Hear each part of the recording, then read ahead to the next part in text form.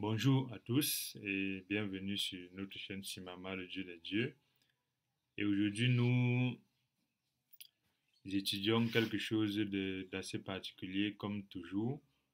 Mais cette fois-ci, c'est quelque chose que nous connaissons tous parce que nous voyons ça autour de nous. Mais lorsqu'on applique cela au christianisme, ça devient un peu très intéressant à étudier et c'est très fondamental pour nous qui disons être chrétiens. L'ésotérisme chrétien est fondamental, est puissant et tout chrétien doit être ésotérique. Un chrétien qui n'est pas ésotérique, en réalité, lorsqu'on regarde bien, on va se rendre compte qu'il n'est même pas chrétien.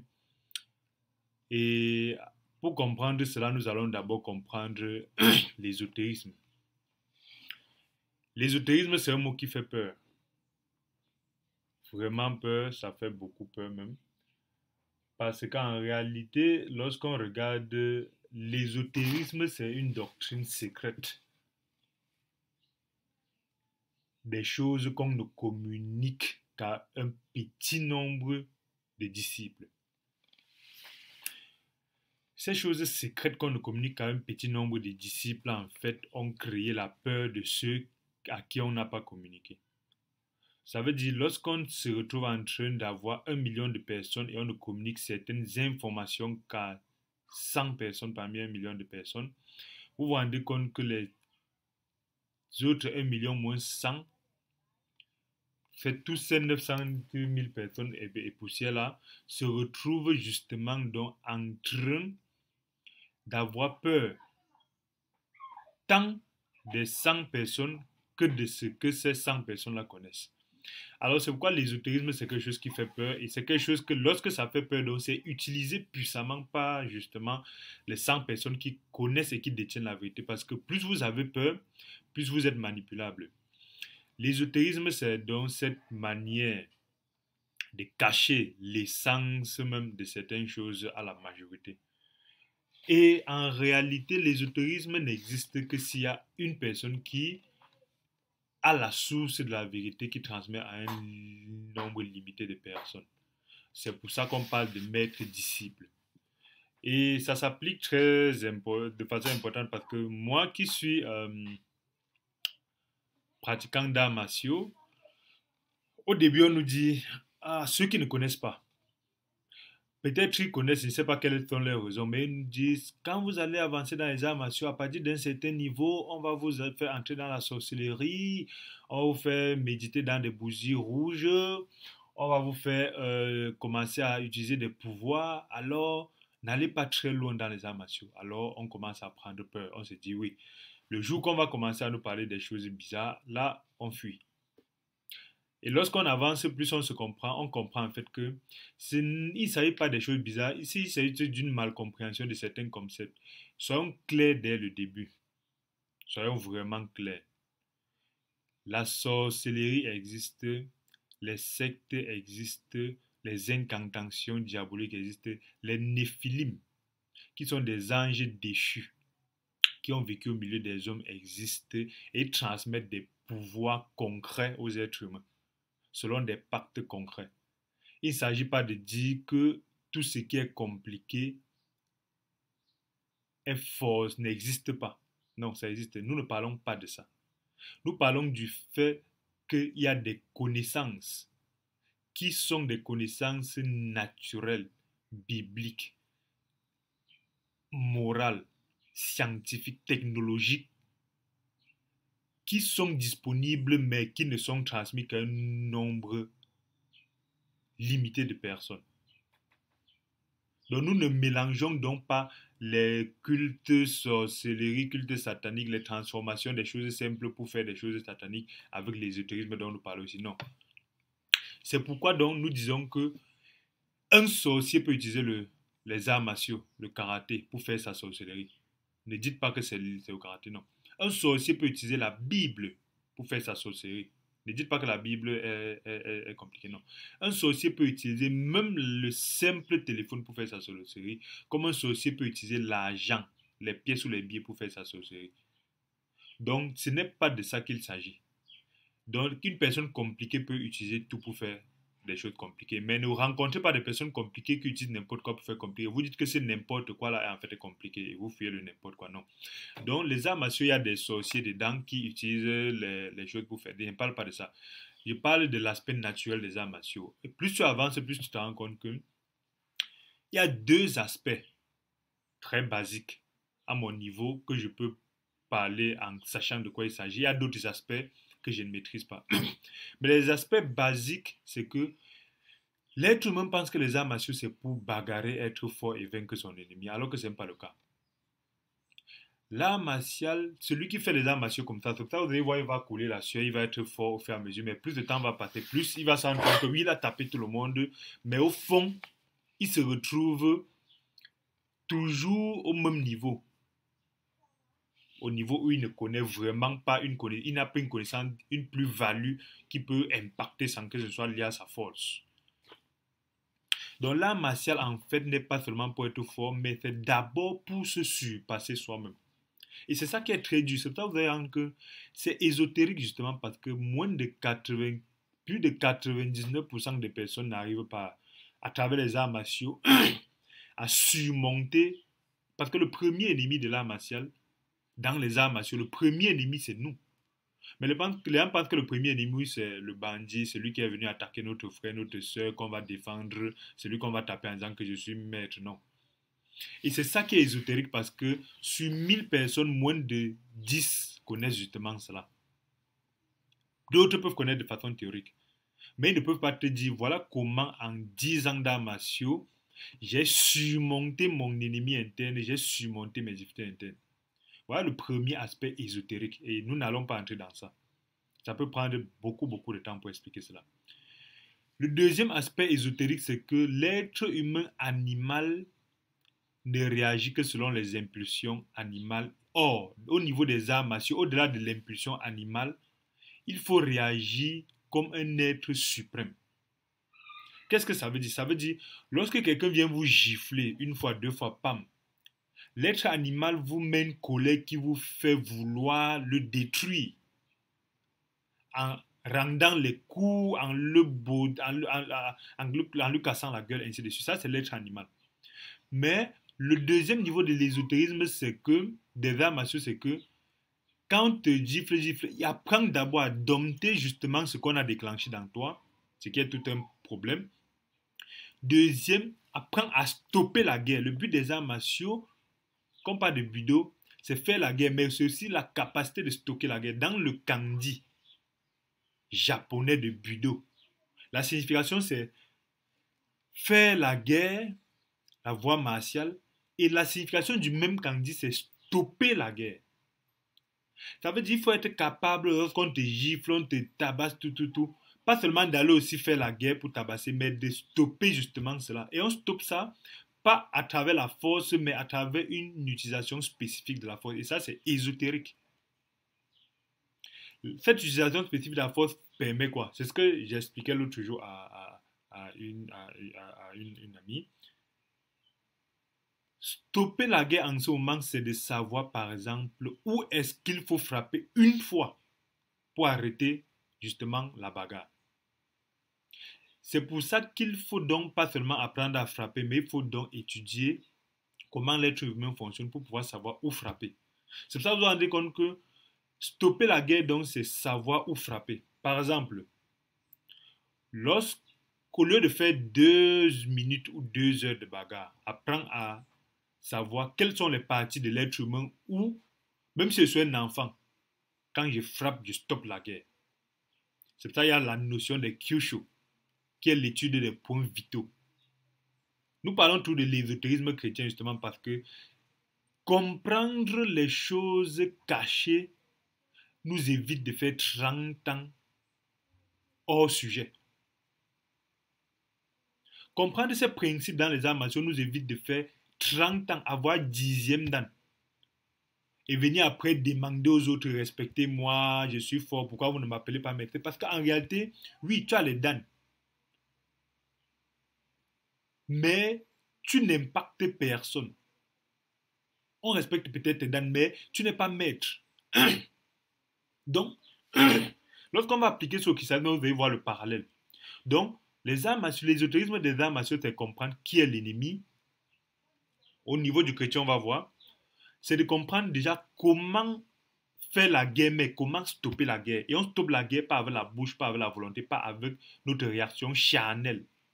Mais on stoppe la guerre en maîtrisant notre réaction charnelle et en sachant comment désaxer l'autre, comment combattre. C'est pour ça que lorsque nous connaissons qui nous sommes, nous connaissons où frapper à Satan. Satan ne vient plus. Lorsque nous connaissons qui nous sommes, quels sont nos attributs de chrétiens, et nous savons comment frapper Satan, il ne va pas vous approcher. Mais ce n'est que ésotérique. Si tu ne connais pas cet aspect ésotérique-là, on va passer 40 ans à combattre Satan. Ah, Shindempere, ah, Rendetete, Satan, je te lis, je t'envoie en fait tout, il va être assis là, il va se moquer. C'est pour ça qu'on va faire 40 ans. Puisqu'on n'a pas fait de l'ésotérisme chrétien. 40 ans à chasser les démons et on va mourir avec un démon assis à côté de nous. On va faire 40 ans à cheminer avec Jésus-Christ, mais il va nous dire, je ne vous connais pas. Parce qu'on n'a pas eu cet aspect ésotérique-là du christianisme. C'est pourquoi au niveau des arts martiaux et particulièrement du karaté, pour stopper la guerre, il faut savoir où frapper. Parce que si tu frappes seulement quelqu'un sur son corps, ça c'est la colère, c'est l'homme animal. Mais où frapper, il y a les points vitaux et c'est ce que souvent j'enseigne. Mais vous, c'est simple. Un, qu'on soit faible ou fort, lorsqu'on frappe les deux yeux, c'est pour ça les deux doigts sont forts. Lorsqu'on frappe tes deux yeux de façon forte, que ce soit l'enfant, ça stoppe la guerre. Que tu sois fort ou pas, tu vas t'arrêter pour gérer d'abord tes yeux. On stoppe la guerre. Lorsqu'on frappe là, les tempes, et on frappe justement avec cette partie-ci, on appelle ça huraken. Et on frappe, ça c'est un point vital. C'est pour ça qu'on frappe de côté, côté comme ça. Même si c'est l'enfant, lorsqu'il frappe bien ici, il y a un nez ici, un creux ici. Lorsqu'il frappe bien, il stoppe la guerre, que tu sois Goliath ou pas. Il y a ça. Lorsqu'on frappe bien, ici, avec le nion nikité, le bout des doigts, que ce soit l'enfant qui te frappe, mais s'il frappe bien, il stoppe la guerre. Il y a ici, qui est point vital, c'est un endroit spécifique. On frappe avec le chuteau. S'il frappe bien, il stoppe la guerre, que tu sois Goliath ou pas. Il y a un ensemble d'endroits sur le corps que lorsque tu étudies, même si tu es une femme, tu frappes le plus costaud, ça stoppe la guerre. Ça, c'est ésotérique. Il y a des gens qui font 50 ans de pratique d'arts martiaux sans connaître cela. C'est pour ça qu'ils connaissent tous les coups possibles, mais ils ne savent pas que connaître les coups, c'est bien, mais connaître où frapper, c'est encore 1000 fois mieux. À revenir au christianisme, nous comprenons que lorsqu'on peut cheminer avec Dieu pendant 50 ans, mais lorsqu'on ne connaît pas où frapper au niveau de l'ennemi, on peut connaître toutes les paroles de la Bible. Tant qu'on n'a pas cette connaissance ésotérique, Satan va se moquer de nous. On peut avoir toutes les connaissances de tous les sermons, on peut avoir cheminé avec tous les plus grands hommes de Dieu, on peut avoir lu tous les plus puissants livres. Lorsqu'on n'a pas cette connaissance ésotérique-là,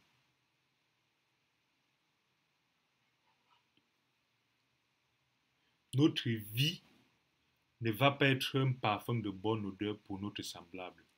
Parce qu'en réalité, c'est ça. C'est bien beau de dire aux gens, voilà ce qui est bien, voilà ce qui est mauvais. C'est très bien, c'est très encourageable. Mais à un moment donné, il faut être une lumière pour les gens. Il ne faut pas dire qu'on est la lumière, il faut être la lumière. Et c'est extrêmement difficile. Pour arriver à ça, ce n'est qu'à travers l'ésotérisme chrétien. Parce que, justement, il y a une facilité d'expliquer aux gens ce que Jésus est, ce que Jésus a fait, ce que Dieu attend de nous. Mais il y a une grande difficulté à obéir, pas à la loi, mais à ce que Dieu met en nous. C'est extrêmement dur. Même ce christianisme-là, à un moment donné même, beaucoup de personnes arrivent à oublier même les bases du christianisme, justement, parce que l'aspect ésotérique, justement, c'est que les bases du christianisme ne sont comprises que par une faible proportion de chrétiens. Autant, comme j'expliquais au niveau des arts martiaux, la réalité des arts martiaux n'est comprise que par une faible proportion. Tous 90% des gens qui vont chez les arts martiaux, c'est pour être fort. Alors qu'en réalité, le but des arts martiaux, c'est comme nous l'avons dit, de façon ésotérique, c'est de comprendre, dompter le plus grand ennemi qui est toi. Parce que si tu domptes le plus grand ennemi, tu vas facilement dompter les autres. C'est pour ça qu'il faut dompter Shijintai, ton corps, ton esprit et tes techniques. Et c'est très difficile. Après l'étape de Shijintai, il faut savoir comment stopper la guerre. Et au niveau du christianisme, donc, nous comprenons que les premiers principes de l'ésotérisme chrétien sont des choses que nous allons regarder point par point. Les principes de l'ésotérisme chrétien. Parce que nous avons posé la nécessité d'avoir un ésotérisme chrétien, la nécessité d'être initié à l'ésotérisme chrétien.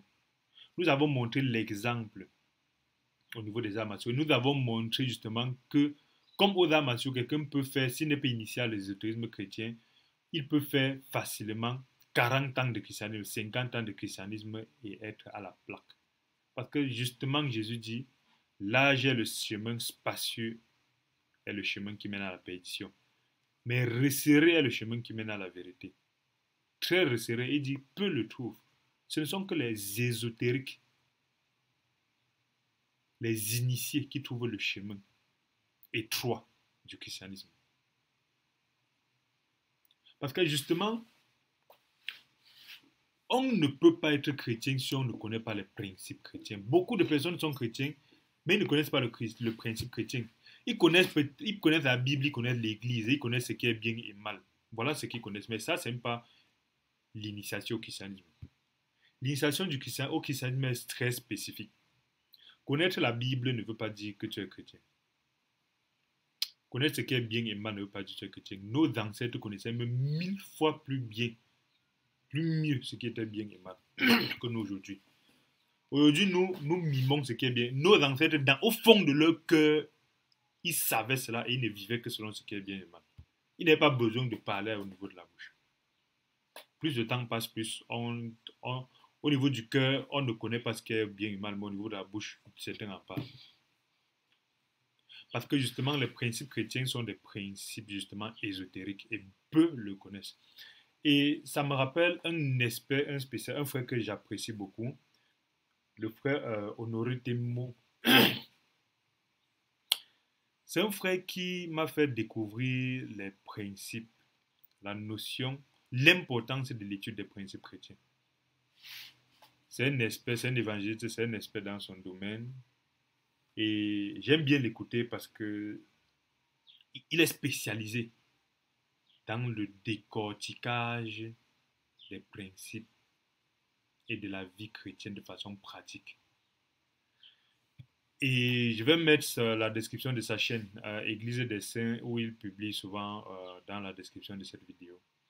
Et vous pouvez regarder sur YouTube Église des Saints. Honoré Temomo, c'est un expert dans... Vous pouvez discuter avec lui par rapport aux principes chrétiens. Parce que quand j'ai étudié les principes, quand j'ai compris en fait son étude des principes chrétiens, les principes chrétiens en fait, pardon, sont la base de l'ésotérisme chrétien. Parce que justement, les principes chrétiens sont des règles de base qui doivent être l'élément conducteur de chaque chrétien au quotidien. Et ces règles de base-là, alors, sont des règles qui protègent et qui bénissent le chrétien. Ces règles de base-là donnent la direction au chrétien et donnent la réussite au chrétien. Et en maîtrisant ces règles de base-là, qu'on soit bon selon les hommes ou pas, on réussit toujours. Et lorsqu'on ne maîtrise pas ces règles chrétiennes-là, si on ne maîtrise pas ces règles chrétiennes-là, et on maîtrise toute la théorie biblique, toute la part, on fait l'école de théologie 1000 ans. Si on ne maîtrise pas ces principes-là, on serait comme un cymbale qui tourne. On va faire beaucoup de bruit, mais au fond, on ne...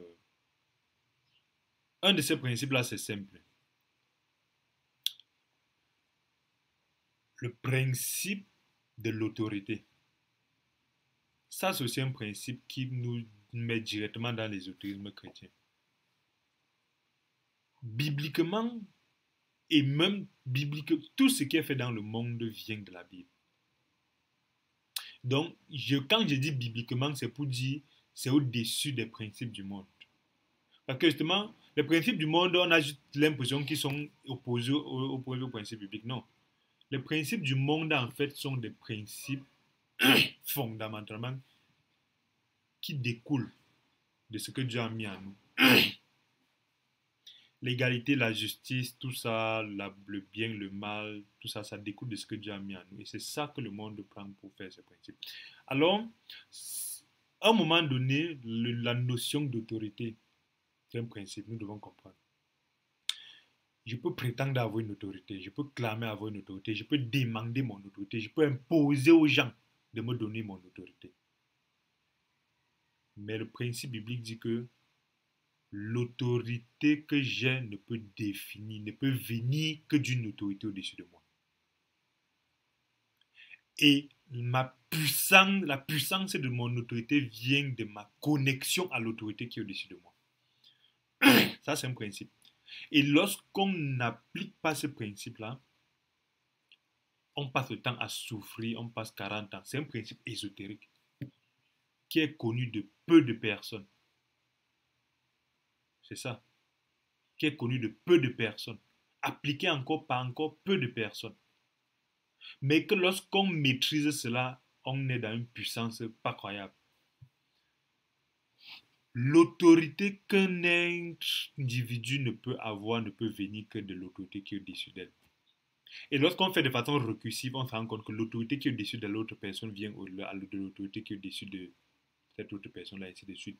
Et on monte jusqu'à retrouver Dieu, la plus grande autorité qu'il y a dans l'univers. L'autorité d'une femme ne vient que de son mari. Une femme qui n'a pas l'autorité de son mari va avoir les voitures, les immeubles, demander qu'on la respecte par rapport à son argent, par rapport à son école qu'elle a fait. Mais elle va passer le temps à demander ça. Mais lorsqu'une femme est sous l'autorité de son mari, et exactement sous l'autorité de son mari, quand elle parle par peur de son mari, on exécute. Lorsqu'elle parle par amour qu'on a pour son mari, on exécute ce qu'elle dit. Lorsqu'elle marche par respect qu'on a pour son mari, on fait.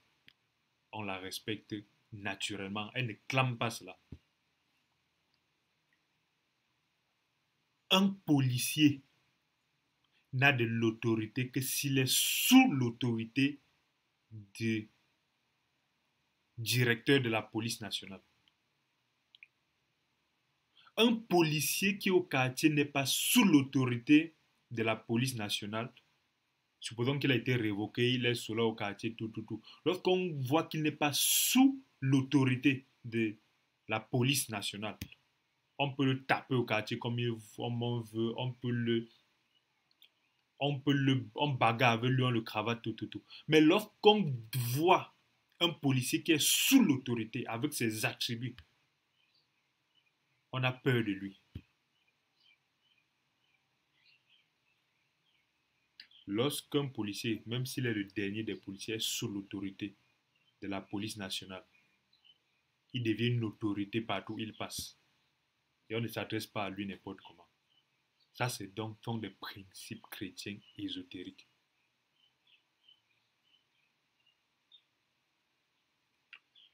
Lorsqu'un ministre est sous l'autorité du président, il ne clame pas, il ne demande pas le respect.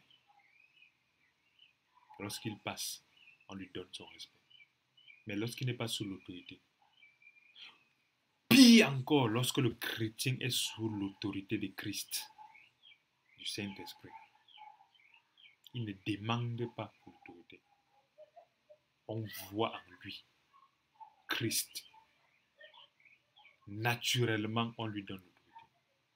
Naturellement aussi, il manifeste l'autorité de Christ. Donc, ce sont des principes qu'on peut appliquer sur tellement d'endroits pour comprendre de façon ésotérique Ce principe basique-là, c'est quelque chose que nous devons méditer dessus. Toute autorité découle de l'autorité. Mais beaucoup de personnes, chaque jour, bagarrent avec les gens pour qu'on leur donne l'autorité. Au lieu qu'ils doivent tout simplement être sous l'autorité. Ce sont des choses comme ça. Le deuxième principe, c'est que lorsque tu sèmes le mal, tu reçois le mal. Même si tu sèmes le mal, tu t'en sors. Ça devient une habitude pour toi. Tôt ou tard, tu vas recevoir. Ce sont des principes. C'est pourquoi chaque personne doit essayer de dire, quel que soit ce que je sème, je dois s'aimer quelque chose que je dois recevoir parce que le principe du s'aimer récolter va me faire récolter tôt ou tard ce que je sème là. C'est pourquoi c'est un principe qui n'a rien à voir avec la morale. C'est un principe, tu sèmes, tu récoltes. Même si pour un temps, tu arrives à jongler, tu vas récolter. Même si tu es devenu professionnel dans le jonglage, ce que tu sèmes, tu récoltes, c'est un principe biblique.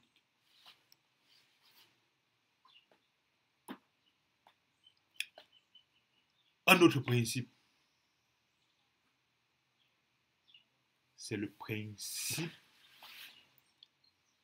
de remplir notre cœur par ce que nous voulons refléter. Ça veut dire quoi? Il y a un principe que nous négligeons beaucoup, qui est celui de penser que nous allons vivre une vie vague et avoir des choses spécifiques. Ce principe-là nous dit que nous, les êtres humains, nous sommes des vases. Si nous ne remplissons ce vase par rien, le monde va nous remplir automatiquement par ces choses. Et que nous voulions ou pas, nous allons manifester les choses du monde. Mais lorsque nous remplissons ce vase par ce que nous voulons, nous manifestons cela. Si tu passes le temps à remplir ton vase des films, des imaginations, tu vas manifester, même si tu veux manifester la quintessence de Dieu, tu vas manifester le résultat de ce que tu as rempli dans ton cœur. Mais même si dans la difficulté, tu remplis ton cœur de ta passion, ça va ressortir en toi. Donc, en gardant d'abord ces trois principes ésotériques du christianisme, là, nous comprenons que l'autorité découle de l'autorité qui est au-dessus de nous. Ne bagarrons pas par l'autorité. Lions-nous le plus spécifiquement à l'autorité qui est au-dessus de nous. Nous allons automatiquement briller par cette autorité-là. Le second principe, c'est qui sème récolte. Le troisième principe, c'est nous sommes un récipient. Ce que l'on met dans nous, c'est ce qui sort. On ne peut pas mettre l'eau et on veut faire sortir le vinaigre. Alors, merci pour cette première partie. Nous allons regarder spécialement, parce que dans la suite, nous allons regarder par exemple quelle est la vie, qu'est-ce que Dieu attend de nous de façon ésotérique après être né de nouveau. Vraiment, pour ceux qui ne sont pas nés de nouveau, vraiment, faites tout pour naître de nouveau. Parce qu'en réalité, ces choses-ci ne sont pas pour les enfants, déjà. Ce n'est pas non plus pour les religieux. Ce n'est pas non plus pour ceux qui aiment dormir à l'église. Ce n'est pas pour ceux qui aiment appeler daddy, pasteur, bishop. Ce n'est pas pour ceux qui pensent que c'est en faisant trop les œuvres de Dieu qui sont pour de Dieu, vraiment. Donc, nous allons voir les principes ésotériques de la Bible en termes de qu'est-ce que nous devons faire après le salut. Comment être leader? Quelle est l'initiation qu'un leader a besoin? L'initiation ésotérique d'un leader. et quelles sont les connaissances ésotériques d'un leader. Voilà ce que nous allons voir dans la suite. Mais si, et c'est vrai que nous n'avons pas d'électricité ici, mais par la grâce de Dieu, nous faisons avec les moyens que nous avons. N'oubliez pas de vous abonner, de partager la vidéo et nous nous retrouvons directement à la suite.